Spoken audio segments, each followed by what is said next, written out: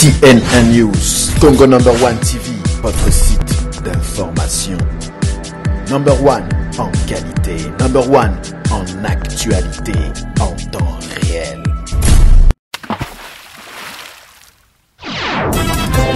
Pensée positive, pensée positive, magazine d'information générale, toutes tendances confondues. Présenté par Stella Oloa, Somo trop Somo. Magazine d'information générale, toutes tendances confondues.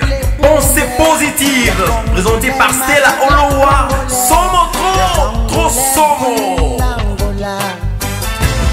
Pensée positive, Stella Oloa. pensée positive, pensée positive, pensée positive, pensée positive. L'économie à sens unique. Si elle a dit Avec la pensée du maître à penser. Réveille-toi, Afrique. CongoNumber1.com, je vous salue, c'est toujours avec beaucoup de joie et un immense plaisir de vous retrouver sur ce site. Comme j'ai l'habitude de le dire, tout ce qui touche le Congo ou les Congolais, de près ou de loin en tout cas, Stella Oloa en parle sur la toile. La caméra, elle est tenue de main de maître par Carlos Kalouza. Mesdames, messieurs, de quoi il sera question dans cette émission, le numéro 2 de la pensée positive, votre émission. Nous allons encore revenir sur ce sujet et jour pour jour, ça fait 3 semaines, on en a parlé avec Blaise qui est à côté, mon invité, mon consultant. C'était par rapport à l'information que nous avons eue concernant la suspension de l'abbé Apollinaire Malou Malou, l'information que nous disposons jusqu'à présent, mais qui reste encore, n'est pas encore précisée.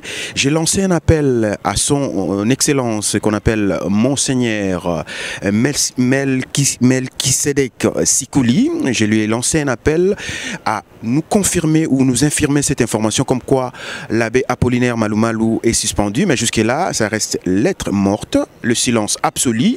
On ne sait pas si on peut parler d'un silence complice, on ne sait pas qui dit vrai. Et récemment, l'abbé Apollinaire Malou Malou a été interpellé par notre confrère de Top Congo FM, Christian Lussakoeno, par rapport toujours à ces sujets, comme quoi il a été désavoué, mais vous allez suivre sa réaction, son intervention sur Top Congo FM. Suivez cet élément, mesdames, messieurs, et puis on se retrouve juste après pour en discuter avec mon consultant Blaise. À tout à l'heure. CNN News, Congo number one TV, votre site d'information. Number one en qualité, number one en actualité, en temps réel. Ce que vous relevez d'elle, vous avez été désigné par les confessions religieuses toutes réunies, c'est elle qui en avait la mission. Ne vous avez pas personnellement choisi comme candidat. Quelles sont vos relations aujourd'hui avec votre église? D'abord, je pense que l'élection qui a été faite n'avait pas de candidature. Les confessions religieuses avaient décidé que chaque confession allait mettre par écrit le nom de sa confession et la personnalité que la confession exige compétente. Donc il n'y avait pas de candidature. On ne peut pas dire donc que l'Église catholique devait me présenter comme candidat, puisqu'il n'y en avait pas. Voilà un peu déjà le processus de vote qui a consisté à le faire. Je pense qu'il y a une méprise parce que je suis fille de l'Église. Donc l'Église, c'est ma mère, comme on dit mater et magistra, et elle peut m'interpeller à tout moment. De là, il ne faut pas, je crois, essayer de pouvoir exploiter cela en pensant que j'ai un problème au niveau de l'Église catholique. Je n'en ai pas. Elle ne vous a pas désavoué? Je ne pense pas qu'on peut parler à ce terme. Elle a fait une mise au point et cette mise au point a été suivie par un certain nombre de rencontres avec nos pères dans la foi. Et je pense qu'il faut voir la conclusion qui en est sortie. C'est que cette conclusion, je reste prêtre catholique. Et je suis accompagné par mon évêque dans la mission que j'ai et avec l'Église. Peu importe, je crois. C'est-à-dire que je ne nie pas que l'Église ait fait une mise au point. Là où je m'étonne, c'est que tout le monde s'arrête à la mise au point sans savoir quelle en a été la conclusion. La conclusion, c'est que je reste un prêtre de l'Église catholique engagé dans une mission qui n'est pas une mission de l'Église catholique, mais une mission de la nation congolaise. Et donc, il faut pas, je ne représente pas l'Église catholique à la CENI. Je représente les confessions religieuses de la République démocratique du Congo selon la loi, et je ne parle pas au nom de l'Église. Et ce que je fais n'engage pas l'Église catholique, engage un chrétien de l'Église catholique. J'espère que ça doit être clair, mais cela étant, il ne faut pas en rajouter parce que l'Église catholique est millénaire et l'Église catholique est régie par un droit canonique dont, quand vous êtes prêtre diocésain, votre évêque est le responsable numéro 1, et je vous informe qu'il n'y a pas eu d'acte de désaveu par mon évêque. Merci beaucoup, monsieur l'abbé Malou Malou. CNN News, Congo Number One TV, votre site d'information. Number One en qualité, Number One en actualité, en temps réel. Voilà, mesdames, messieurs, vous venez de suivre l'intervention de l'abbé Apollinaire Malou Malou sur Top Congo FM avec Christian Lusakweno à ce sujet. Vous avez suivi, il y a tellement de contradictions dans ses propos, on ne sait plus. Est-ce que l'Église catholique peut mandater quelqu'un pour aller représenter l'Église catholique à ses institutions sans son accord? L'abbé Malou Malou dit de l'autre côté que non, il vient à titre individuel.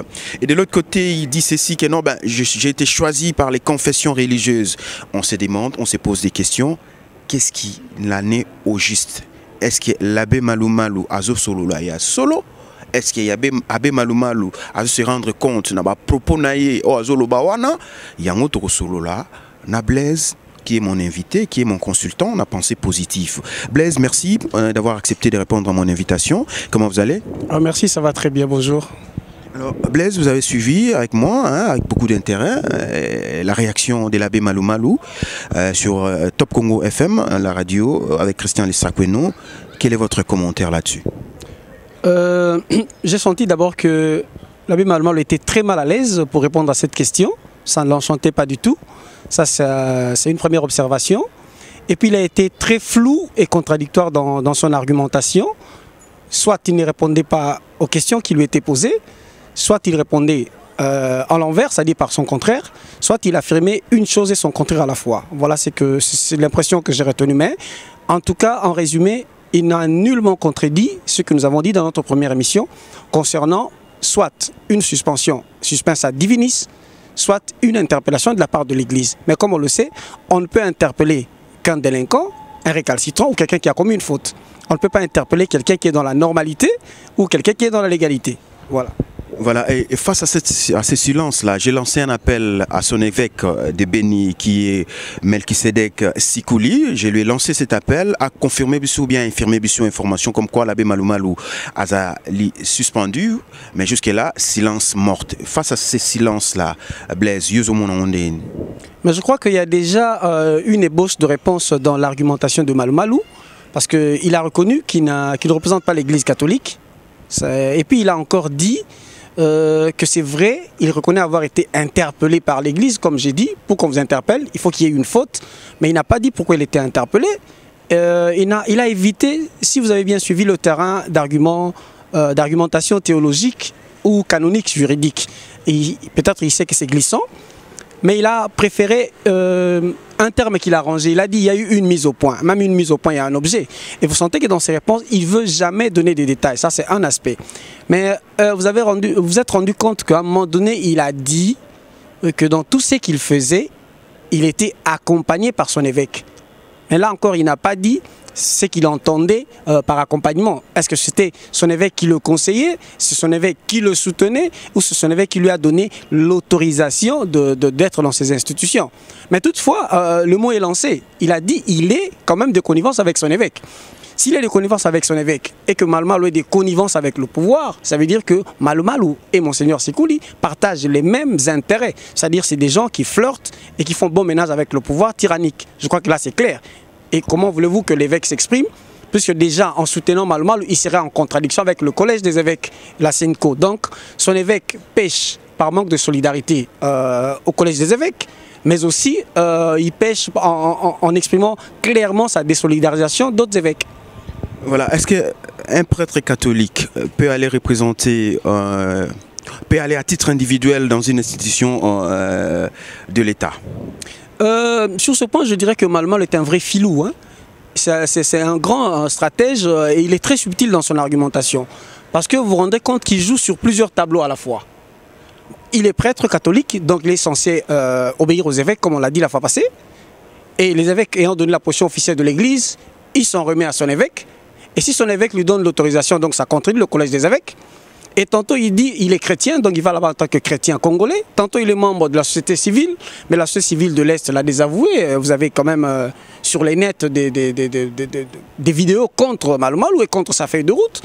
Et tantôt, il est expert du gouvernement, parce que vous savez qu'il a parlé aussi de son travail dans l'opération à Mani, sur la paix à l'Est et Staré. Oui, tout cela, les détails là, c'est très bien. Mais ma question est celle de savoir, est-ce que l'Église catholique, est-ce qu'un prêtre catholique a une institution officielle sans le mandat de l'Église catholique? Non, c'est faux. Mais Malou Malou l'a bien dit que non, aïe, à titre à titre individuel, aïe, à titre individuel. De l'autre côté, soit lobby que non, aïe, qu'on représentait, asa choisi par l'institution, la société civile. Quelque part, côté Wana Blaise, qui dit vrai? Est-ce que Malou Malou cause sa peuple? Est-ce que Malou Malou loba vrai? Yosa consultant dans une émission Oyo. Pour votre information, Blaise, c'est un ancien séminariste, aïe, fonctionnement de l'Église catholique très bien à côté Wana. Alors, Blaise, mais quand on éclaircir la niveau, est-ce que Malou Malou cause sa peuple congolais? Ou bien Malou Malou, je ne sais pas moi le terme qu'il faudrait que je puisse utiliser. C'est un superfuge tout simplement, et c'est aussi clair. Parce que s'il dit, d'abord je vous ai dit que c'est non, quelqu'un ne peut pas, un prêtre ne peut pas être dans des institutions officielles de l'État sans mandat de l'Église ou de son évêque. Et là, il a dit clairement son évêque le soutient. Il n'y a pas de problème. Mais il dit qu'il a été choisi. Il y a un sérieux problème quelque part. Parce que, nous expliqué jamais un prêtre catholique a aucune institution officielle sans mandat, sans autorisation. Il y a l'église catholique, mais il y a qui, mais de l'autre côté, il y a un soutien. Il y a évêque donc évêque sur CNN News on ne sait plus à qui c'est confié, et les prêtres et les évêques et les hommes de foi, les hommes qui ont apaisé Mboka, les hommes qui ont soulagé le peuple congolais, qui ont la souffrance, mais parce que la vérité, la pensée positive. J'aime dire les choses telles qu'elles sont, parce que le peuple congolais en a marre. Nous devons être quand même responsables de ce pays. 2 345 000 km², pas juste pas à ce point-là, tout continuera. Un prêtre catholique qui passe à la télé, au sud de tout le monde, jamais un prêtre catholique a aucune institution officielle sans le mandat. Il y a l'église catholique. De l'autre côté, na soutien, il y a Abbé Apollinaire, Abbé Sikouli, Monseigneur Sikouli. On ne comprend plus rien, mesdames, messieurs, sur CNN News. Est-ce que le peuple congolais comme esclave dans le voilà l'élément on a parce que moi j'aime dire les choses telles qu'elles sont. Nous ne sommes pas là, non, c'est pas une partie de plaisir. Mboka on a 2 345 000 km². Les choses doivent changer dans ce pays. Toi et moi, vous et moi, nous devons tous avoir cet amour de patrie pour changer la donne. Le peuple congolais ne peut plus continuer à souffrir parce qu'il y a un certain nombre de gens, parce qu'il y a un groupe de personnes préférées maintenir en tout cas de ces côtés là et cette émission, ces sujets je vais toucher toute la communauté, toute la diaspora congolaise de toutes les façons, pour faire circuler micro-baladeurs à Paris, à Bruxelles, à Londres, partout dans la communauté congolaise, même aux États-Unis, pour passer sa vie face à cela. Qui dit vrai? Est-ce que Monseigneur Melchisedek Sikouli, pourquoi silence à Boye? Pourquoi vous gardez silence face à cette situation? Vous êtes quand même un clergé, vous êtes quand même un homme de Dieu. Un homme de Dieu, il est au service de son peuple. C'est vraiment des choses, moi, j'estime que vous devez réagir face à cela. Soit vous nous confirmez, soit vous nous infirmez cette information. Au cas contraire, comme Blaise l'a dit, vous êtes des mèches avec le pouvoir en place. Blaise. Oui, vous avez complètement raison, parce que vous sentez que quand j'avais dit à un moment donné, c'était clair. Parce que le fait que Malumalu parle de connivence avec son évêque, il dit que je ne fais pas cavalier seul. Donc, mon autorité sur laquelle je dois me rabattre me soutient. Donc ça veut dire tout simplement que si, comme vous m'aviez coupé la parole avant, si vous voyez tout le parcours de Malumalu, et j'ai aimé dans cette même émission une question qui lui a été posée, on lui a même dit qu'il était membre du PPRD, il a nié, mais il a toujours été de mèche avec le pouvoir, parce qu'il a été à la CENI en 2006. Mais après les opérations dont je citais, à Amani, Malumalu n'était pas là comme cavalier solitaire, il était là comme expert du gouvernement. Il a été à l'opération Starek, c'est-à-dire stabilisation et reconstruction des zones sortant des conflits à l'est de la République démocratique du Congo en 2008, comme expert du gouvernement. Mais il a été aussi dans les négociations à Kampala, autant que François Mbamba, comme expert du gouvernement, même s'il a nié dans cette émission à la question qui lui a été posée par Madame Gaëlle Kabungu. Donc vous comprenez que c'est lui qui a été à la CENI, qui a fait une bêtise, qui a, je dis, donné des faux résultats, mais même quand il dit qu'il est choisi par les confessions religieuses. Mais ces confessions religieuses ou leurs représentants, s'ils sont mandatés, pourquoi ils doivent revenir sur celui qui y a été l'artisan de la tricherie? Un autre argument, si les représentants de ces confessions religieuses sont mandatés, pourquoi doivent-ils choisir celui qui n'a pas le mandat? Et ça prouve que tout ce groupe des religieux, entre griffes, sont de mèche avec le pouvoir. C'est aussi clair que ça et c'est aussi simple. Et Malumalu étant toujours expert du gouvernement, et il vient à la tête de la CENI avec une feuille de route contestée, et vous voulez que ça soit contraire au profit du pouvoir. Non, non, c'est une illusion, c'est une illusion. Et face à cette situation-là, est-ce qu'il va vraiment falloir s'attendre à quelque chose de positif pour la République démocratique du Congo, surtout pour ces fameuses élections qui vont bientôt commencer? Pas du tout, pas du tout. Et là c'est vraiment un peu dramatique s'il faut faire une bonne analyse. Malumalu, si vous regardez déjà dans sa feuille de route, il a anticipé une révision constitutionnelle en parlant de suffrage indirect. Parce que la Constitution parle de suffrage universel direct. Comme s'il savait, il était déjà au courant que le gouvernement allait promulguer une loi pour la révision constitutionnelle. Il le savait bien parce qu'il est de mèche avec eux. Ça, c'est un aspect. Et quels sont les articles de constitution qui seront revisés? Ça ne dit pas. Donc ça fait deux problèmes pour les élections. Le mode de suffrage et la feuille de route de Malumalu qui ne nous arrange pas. Et vous avez vu même dans l'émission, il était hésitant. Hein. Il parle parfois des problèmes budgétaires qui font que le calendrier électoral ne soit pas complet et qui commence par les locales et les municipales. Et puis, révision constitution. Bon, on sait que Kabila ne peut pas se représenter. Et quand on parle de révision de constitution, ça veut dire qu'ils feront en sorte que les choses soient à leur avantage, qu'ils se représentent. Et là, c'est là qu'il faut toucher maintenant la société civile et les acteurs politiques, je dis soi-disant opposition. Mais c'est là qu'il faut aider le peuple à exercer sa souveraineté. Parce que Malumalu n'est pas les plus érudits des Congolais, encore le moins compétents des prêtres. Pourquoi ça ne peut être que Malumalu à la tête de la CENI? On peut se dire qu'il faut destituer Malumalu. Martin Fayulu avait déjà commencé par faire signer des pétitions, mais presque personne ne l'a soutenu, ça s'est arrêté. On peut dire à ce peuple, les acteurs politiques en avant, Malumalu à la tête de la CENI pendant les élections, on dit non, sinon il n'y a pas élection. Réviser la constitution pour que Kabila se représente, on dit non. Ça doit être les deux conditions sine qua non pour qu'il y ait élection. Sinon on va dans une élection dont la tricherie est déjà planifiée et on accepte. C'est là qu'on est parfois attentiste. On subit les événements, on attend qu'ils publient des résultats faux alors qu'on le sait déjà, on commence à se plaindre. Ils ont le pouvoir, ils ont l'argent, ils ont l'armée. S'ils jouent sur ces deux claviers, feuille de route de Malumalu, tricherie, révision de la constitution pour que Kabila se représente, on ne fera rien.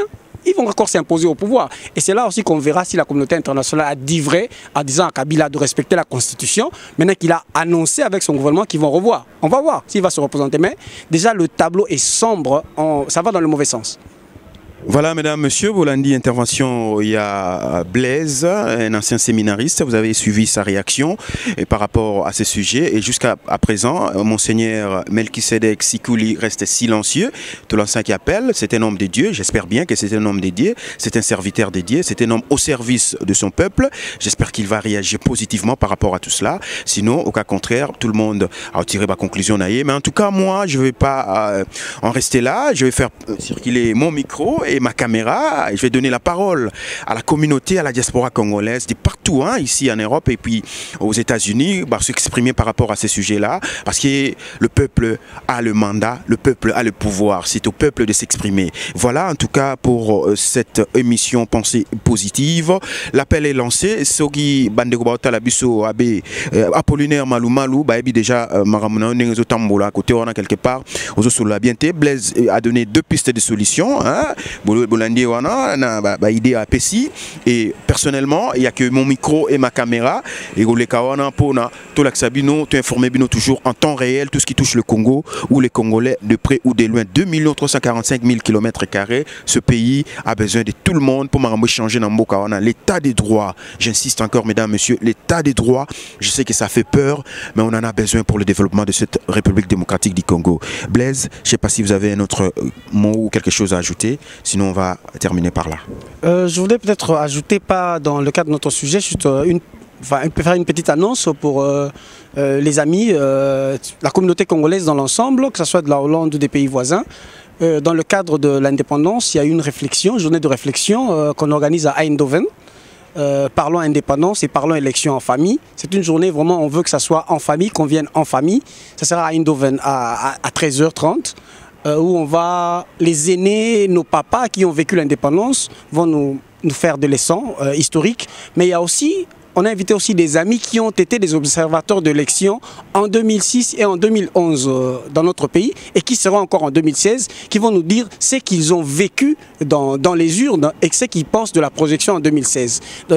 Pour tout contact, on va faire balancer peut-être le numéro de téléphone. Vous pouvez contacter Maître Ligo au numéro de téléphone 06 84 93 59 94 06 85 35 45 39 pour Rossi. Je répète, Maître Ligo 06 84 93 pour les Français, 59 94 et Rossi Ramazani 06 85 35 45 39. Donc le 29 prochain à 13h30, on peut se retrouver à Eindhoven pour une journée de réflexion. On a mis 13h à cette heure-là.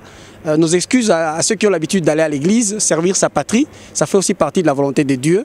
Et on voudrait terminer à temps pour que les gens aillent aussi voir les matchs parce que c'est la période de la Coupe du Monde.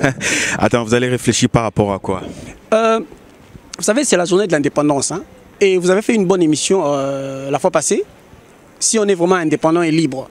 Parce qu'on vit une indépendance comme si dans une période d'esclavage. On est là coincé, on est esclave chez nous. Mais on parle de l'indépendance, mais nous sommes en train de nous acheminer petit à petit vers les élections. Est-ce qu'il faudrait s'engager avec tout le tableau que Malmal nous trace, avec tout ce que l'on projette déjà pour l'avenir? Et entre les deux, indépendance et élection, que faire? Parce que nous sommes quand même responsables de notre progéniture. Alors c'est ça le sujet en fait. C'est ça le sujet. Donc on veut jouer sur ce deux tableaux et réfléchir ensemble. Et moi je vous pose la question, est-ce que les citoyens congolais, est-ce que le peuple congolais as esclaves na mboka na ye muta répondre na numéro ou bien adresse électronique affichée est-ce que le peuple congolais, est-ce que les citoyens congolais as esclaves na kata mboka na ye République démocratique du Congo au vu et au su de tout ce qui se passe na mboka wana République démocratique du Congo, est-ce que to loba congolais esclaves na kata Congo? Voilà en tout cas le mot de la fin de cette émission. Merci à vous si vous avez aimé, des critiques, des suggestions. Écrivez-nous à l'adresse qui s'affiche en bas de vos petits écrans. On se retrouve toujours sur CNN News, congo1.com pour vous informer. L'abbé Melchisedek Sikuli, l'appel vous est lancé. L'appel vous est lancé. L'abbé Apollinaire Malou Malou, j'espère bien que vous êtes un homme de Dieu, hein, un homme de Dieu en vrai terme, et j'espère que vous allez prendre conscience de cette République démocratique du Congo. Répondre à cette question, il faut vraiment que Monseigneur sorte de son silence pour le bien de tout le peuple congolais, mais aussi pour se conformer à la parole de Dieu qu'il est censé nous prêcher. Et pour sauver vraiment la réputation de l'Église. Parce que si vraiment il participe à toutes les tergiversations de Malou Malou, ça serait bien triste pour lui, mais surtout pour les chrétiens du diocèse de Beni Butembo. Et la question vous est encore retournée, vous est encore posée, est-ce que les hommes de Dieu sont au service du peuple congolais? Voilà, allez. En attendant, prenez bien soin de vous et de cette République démocratique du Congo. On se retrouve prochainement sur CNN News, congo1.com dans cette émission qu'on appelle Pensée positive. Caméra tenue de main de maître par Carlos Calusa. À suivre. Bye. CNN News, Congo number 1 TV, votre site d'information. Number 1 en qualité, number 1 en actualité, en temps réel.